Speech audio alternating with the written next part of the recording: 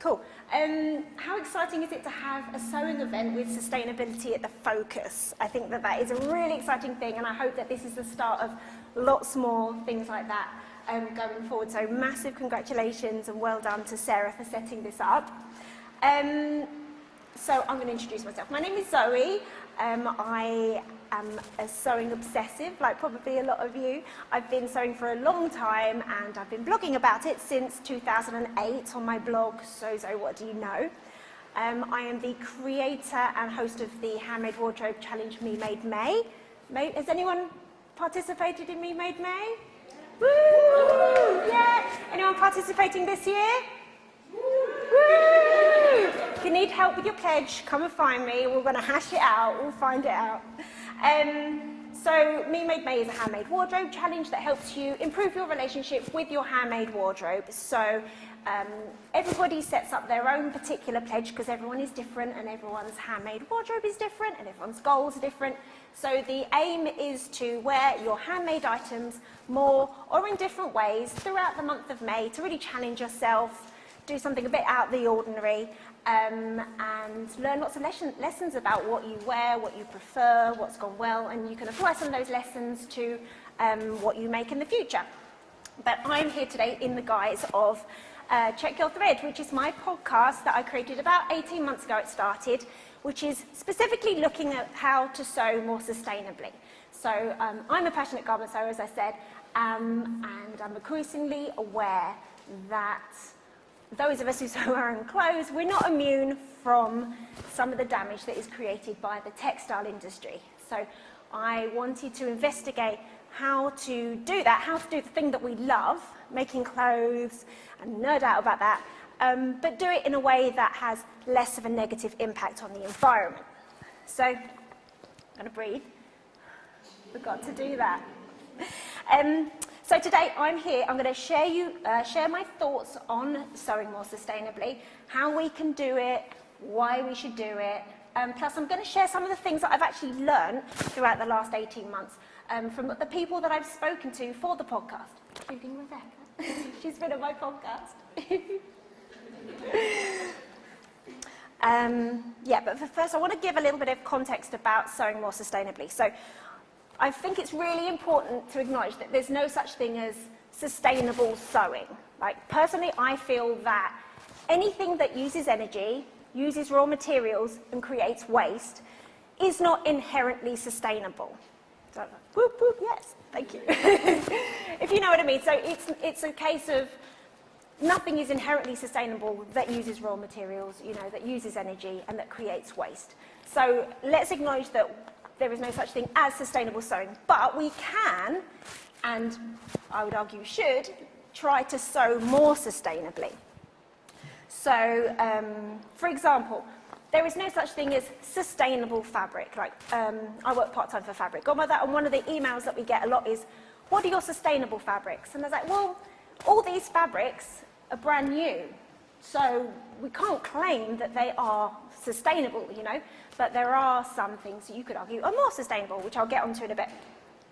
So when I started sewing exclusively my clothing about 2010, something like that, I was like skipping around going, I'm so sustainable because I make my own clothes, I don't go to H&M anymore. No judgment if you go to H&M, a little bit of judgment, but anyway. And I just thought I was magically sustainable because I've extracted myself from fast fashion, And then slowly over time I realised, no, wait, like, I'm not magically sustainable because I've decided to do the sewing bit myself, And in fact, there's some ways that you could argue that sewing your own clothing is less sustainable because obviously when you scale things up, you can get much tighter lay plans and stuff like that, and you're creating less waste. So, and I think that that's probably something that's still true. I think a lot of people are realising that there is a lot of damage created by the textiles and fashion industry, and I'm really excited that that is a conversation that's happening more and more. But I think there's still a lot of sewers and crafters who have yet to kind of make that link, between their own activities and the damage that is being created. So that's kind of what the podcast is about. Like, let's explore different ways that we can do things a bit better. And I don't say it to depress you. I don't say that there's no such thing as sustainable sewing to depress you. I think actually I think that it can be really super freeing to think like, well, there's no one way, there's no one way to do this. We can try lots of different things. And of course, that's going to depend so much on who you are, the circumstances of your life, your budget, where you live, your lifestyle requirements. It's kind of like a choose your own adventure kind of thing, And I personally think that is really exciting. So, for example, you might decide, depending on your own personal circumstances and interests, you might decide to investigate natural dyeing. That could be super fun. Some people like to investigate zero-waste sewing patterns, like Rebecca in her lovely zero-waste dress. Thank you so much. Others might decide that they want to try refashioning existing garments for your next project, or you might try to source some of your fabric through like dead stock or vintage means. There's so many different ways that we can have less of an impact, and there's so many opportunities in that.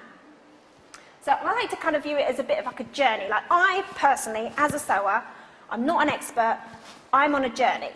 And I want to learn everything I can, figure out, some of it's not for me, like I've never tried natural dyeing, for example, but I think it sounds super cool, and maybe one day, but I am on my own journey, and that's kind of what I invite people who listen to the podcast to come with me on that journey. But everyone's got their own journey.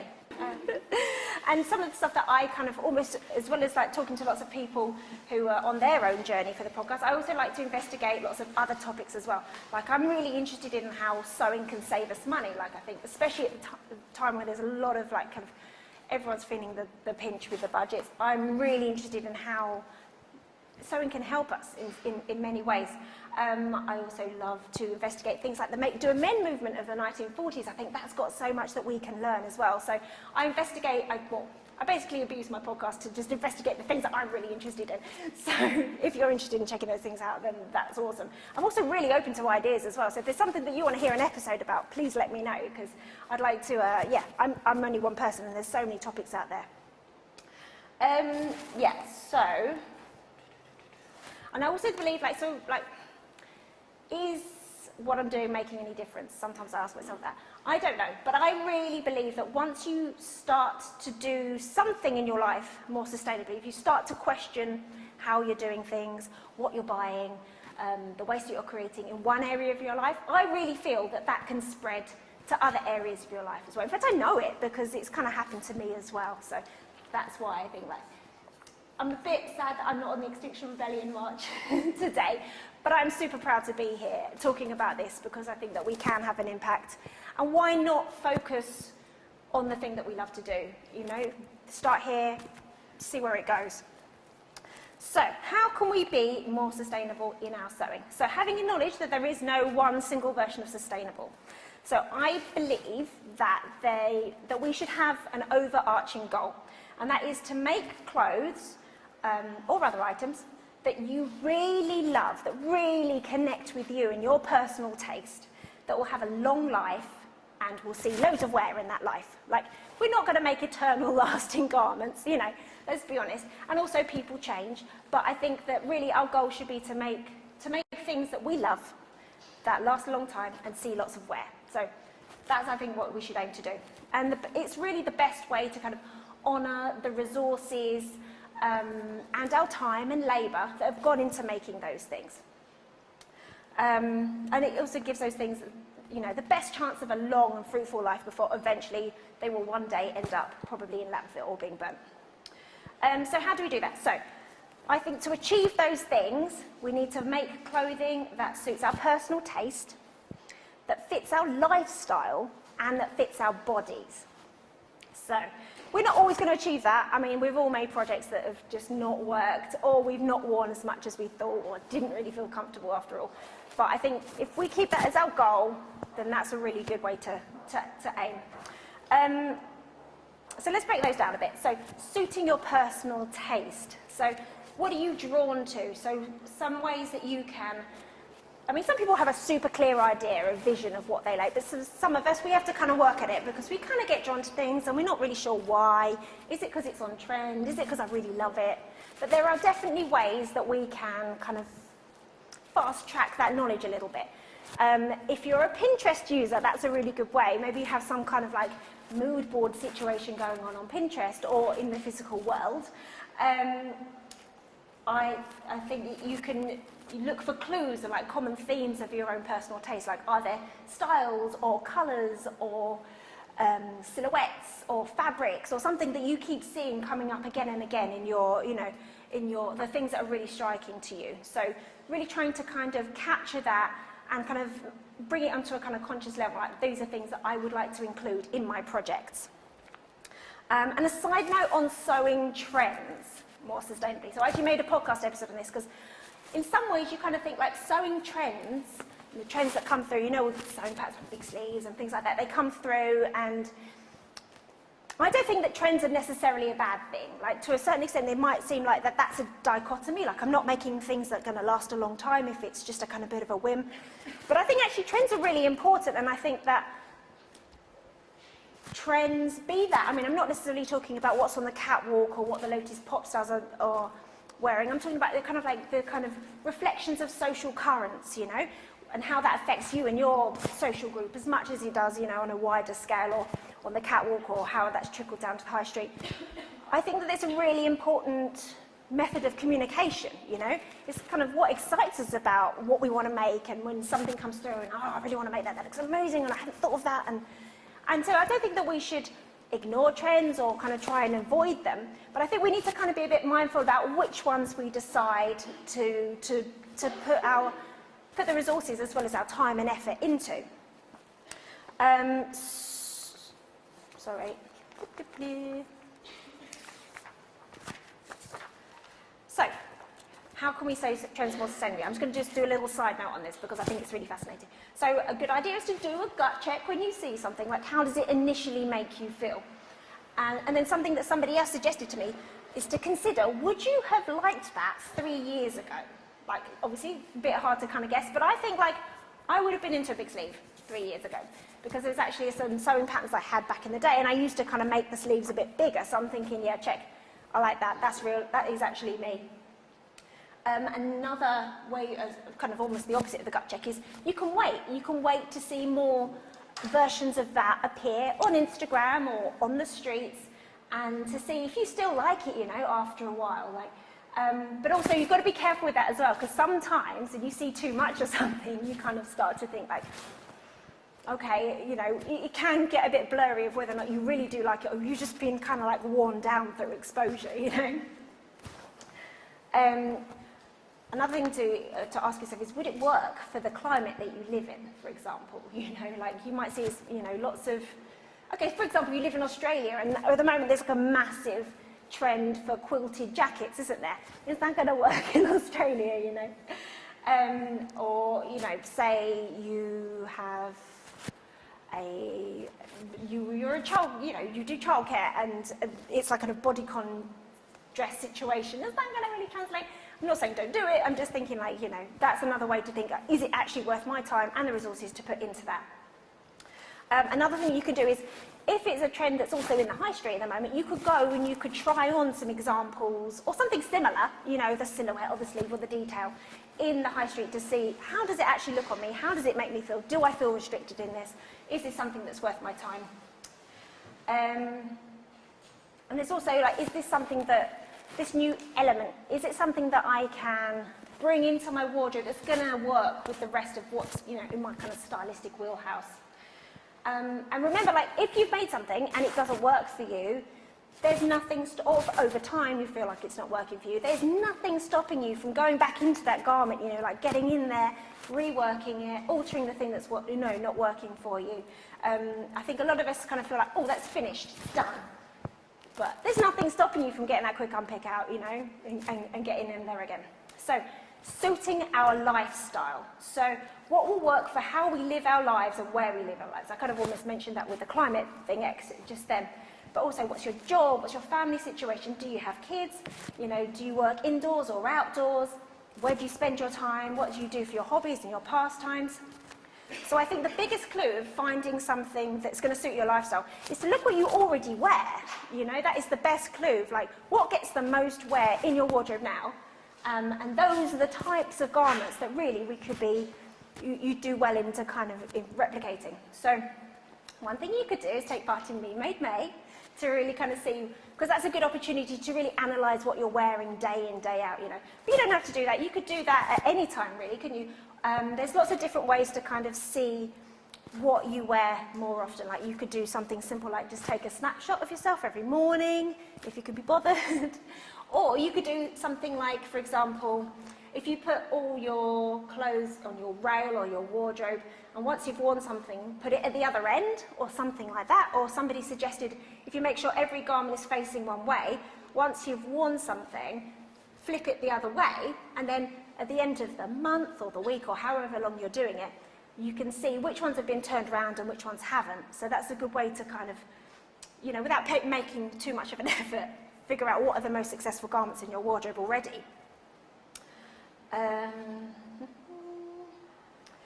Oh yeah, and also, like, there might be something that you're interested in, but it doesn't, on the surface, necessarily work for your life. But maybe there's a way that you can interpret things or take elements of them that can work for your life. Like, so, for example, if you like big puffy sleeves, but it doesn't really work for what you do, say you're a carer, for example, could you make like a puffy sleeved sweatshirt, you know, instead of a formal blouse?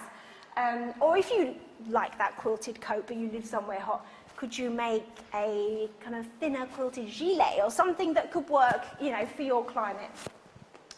So fitting our bodies, and I think this is the trickiest one because this takes work, it takes a lot of knowledge, it takes time, but we can get there.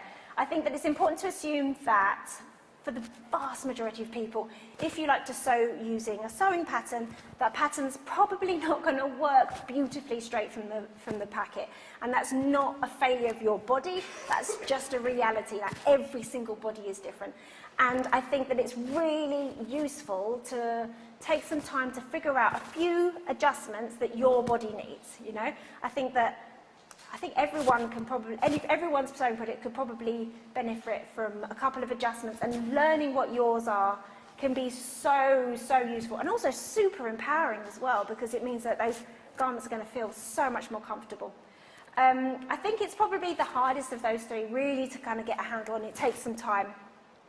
But I think that thinking about how existing garments, be they me-made or be they shop-bought, and then kind of thinking historically, like, what has not worked? What can I not wait to take off at the end of the day? You know, there's different ways you can get some clues that can kind of fast-track your knowledge about fitting things to your shape. Yeah, and it doesn't hurt to make a toile/muslin. You can do that in some ways. I think that some people argue that making a toile or a muslin, which is like a mock-up of a garment before you go ahead with your final fabric, is almost like, it's a bit of a waste of time, resources, what have you, because you're basically making the garment twice. But I don't think so. I think that you can either make a wearable one, like in fabric that you do quite like, but it's not, you know, the one, and then if it does turn out that you can wear it, then that's awesome. Or you could make it like a bed sheet or something that would otherwise not have, you know, a use if it's kind of worn out. So,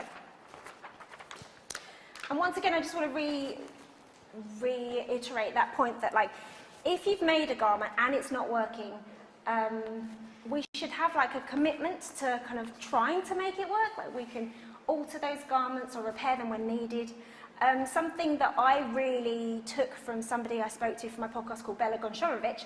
She's a designer and a natural dye expert, and she makes clothes for individual clients. And something that she regularly does for those clients, because I mean her garments are one of their incredible pieces of art, but something that she regularly does is that she takes those garments and she reworks them for her clients. Like, she'll add a new sleeve, or she'll create a new neckline or a new collar, and she works with her clients to kind of almost evolve the garments. So, you know, when they're, you know, whether it's a ready to wear or a me-made, like, you can go in and you can change them, and that can be really exciting and a creative endeavour in of itself. I recently spoke to Portia Laurie, who has just written an amazing book called The Refashion Wardrobe, and she is a real proponent of refashioning existing textiles. For her definition of refashioning is really broad. It can be from literally just like making some tweaks and alterations to an existing garment, right the other way to completely like just cutting it apart, harvesting what you can, and everything in between. And she's been working really hard for like almost 2 decades now to really show sewers that refashioning is a legitimate and really creative kind of form of dressmaking. And I think that more and more people will hopefully start to embrace that, especially if they buy her amazing book. And I also spoke to a designer called Linnea Larsson, who is from Sweden, and she has also written a book about refashioning adult clothing for children as well. So that's some really cool ways to kind of reuse what already exists that isn't being worn in its current state. And mending, I also feel that once we've put all this time and effort and energy into making our garments, I really feel that to give it the longest kind of, to keep them in active use for as long as possible, mending is something that we've kind of got to get on board with. It's not as exciting, is it, as starting a brand new project. I'm the first to admit that. But we are so lucky as sewers. We've got the skills and we've got the equipment right there. Like, and you know those men's don't take as long as you think that they're going to. You know it. And it also feels so good when they're done, doesn't it? It's like getting a whole new wardrobe back. I've spoken to a number of people about mending on my podcast, and I would really recommend you listen to some of those episodes, especially if you're a bit on the fence about, can't really get into this. Erin Lewis Fitzgerald is a mender, expert mender, I should say, because she's incredible, based in Australia. And she wrote a book called Modern Mending, and she has a really super fun, quirky, and like artistic approach to mending. That might inspire you. And Katrina Rodabout is a future guest, and she is like a master of like sashiko style stitching, really artful kind of, really kind of treating each mend like a work of art. And Noah Hirsch is a lovely guy I've spoken to a couple of times. And he has this really kind of, a bit more of a kind of rough and ready, get it mended kind of aesthetic. And he actually dumpster dives a lot of garments. He's based in the Washington state. He dumpster dives loads of garments. It's incredible the amount of stuff that he comes up with, bags and bags. He goes around a lot of the university buildings in his city and finds at the end of term, when all the students just go and they just dump everything in the bins because they can't work out what to do with it, he finds a lot of garments, and if they need it, he mends it, and then he takes it to his local food pantry, which is frequented by often a lot of unhoused members of his community. So people can take those garments and wear them, and they're often people that really need them. So, and also, I really think with mending as well that it can be what you want it to be. It's a really broad spectrum, you know. You can go for like a really artful, invisible mend, which kind of really, I don't know if respects is the right word, but it really acknowledges the initial vision of that garment, you know, to kind of hide the mend so the original design really sings. And on the other end of the spectrum, you've got visible mending, which is kind of like a real statement in and of itself, like, I am extending this life of this garment and I want you to know about it because I've made it super clear and obvious, and that is a celebration in and of itself. And I personally feel that you don't have to do one or the other, you know, you've got this whole spectrum of approaches open to you, and some, depending on how much time and effort and energy you've got as well, that's kind of different as well. But I really feel that maybe some garments also might suit a kind of more invisible mend, and some might suit a more kind of, you know, impactful mend. But there's a real spectrum, and I would really recommend like investigating hashtags like #InvisibleMend or #VisibleMending to see what's out there and get inspired. So how else can we sew more sustainably with so many opportunities? So let's talk about fabric choice, because that's kind of where it all begins often, doesn't it? So I think that with virgin fabric production, there's so many different factors in trying to decide what is a more sustainable way to go with virgin fabric. It's such an opaque industry. It's really hard to source, you know, to know where the sources are. And often fabric and, you know, often the fibres have come from one country, been shipped to another to be processed or carded or spun or dyed, and then it's gone back somewhere else to be woven and finished and processed, and it's gone back somewhere else, and so on and so forth. So it's very hard to kind of to track the kind of sustainability of fabric unless it's got a certification like GOTS certified, where you can at least know that there are certain criteria that have been met in terms of its production and impact on the planet and the people.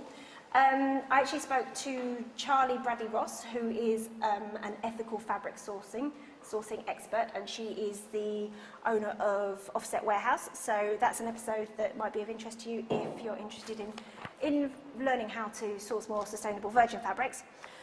And also shopping your stash as well before heading to the fabric shop. So Shamsal Jim Rogers is a wonderful person that I've spoken to a couple of times, who's a textile activist, and she's all about rewording the word stash as well, which is interesting because I had a conversation with her earlier about this, like maybe kind of rethinking about stashes instead of like kind of resources, you know, like a resource collection. And then I think this is very much how you celebrate stashes also, isn't it? It's like, it's kind of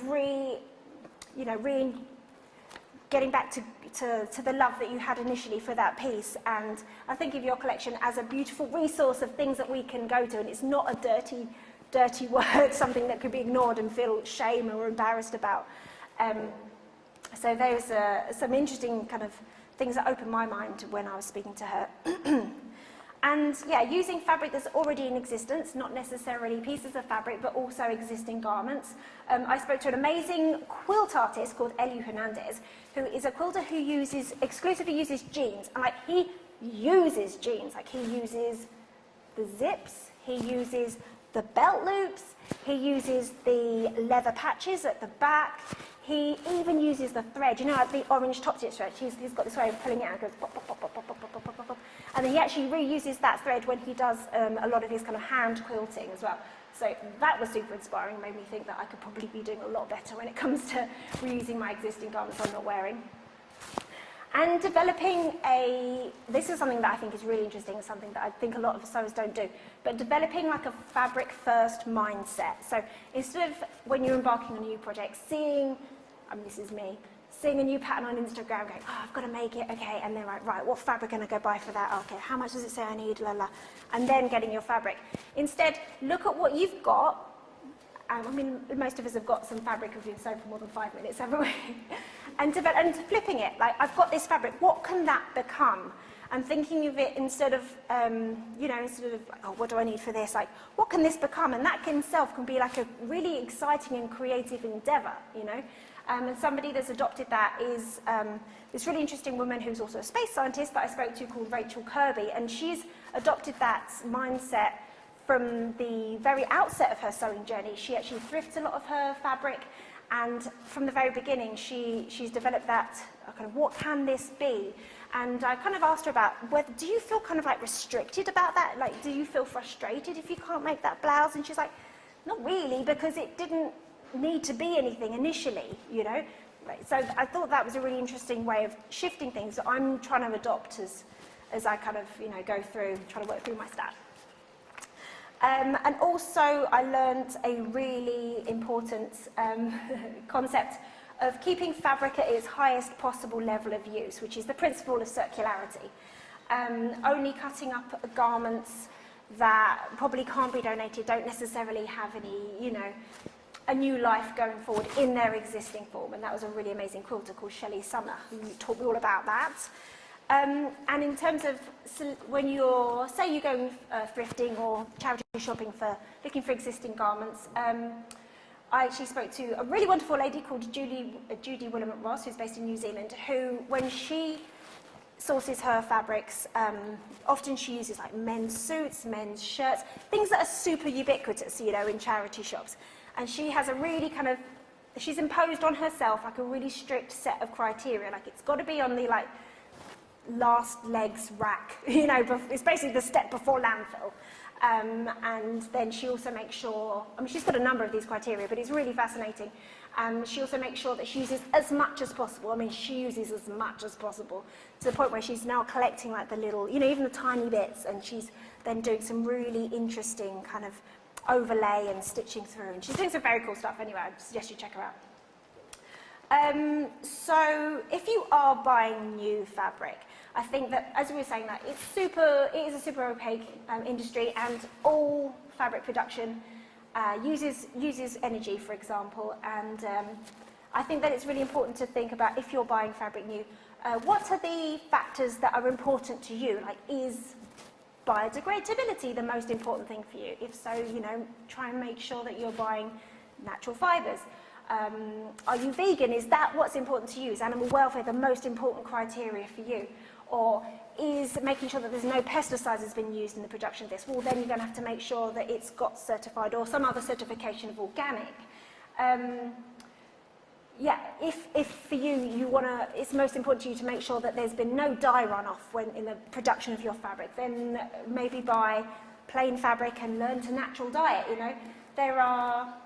There's lots of different ways that you can make sure that your values, you know, are kept in mind if you do decide to buy new fabric.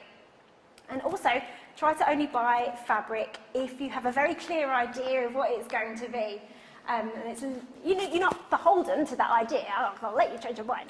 But, you know, try and make sure that you had a clear idea. And I think that then, with that, it will be less likely to be left on in your sewing stash. And also, making sure you only buy what you need. We were having a discussion about this, or less, in fact, and making it work anyway.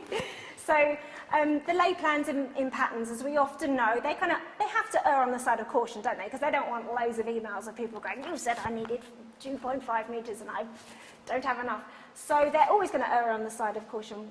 One thing that you can do is create your own lay plan. Like, we all like a bit of pattern Tetris, don't we?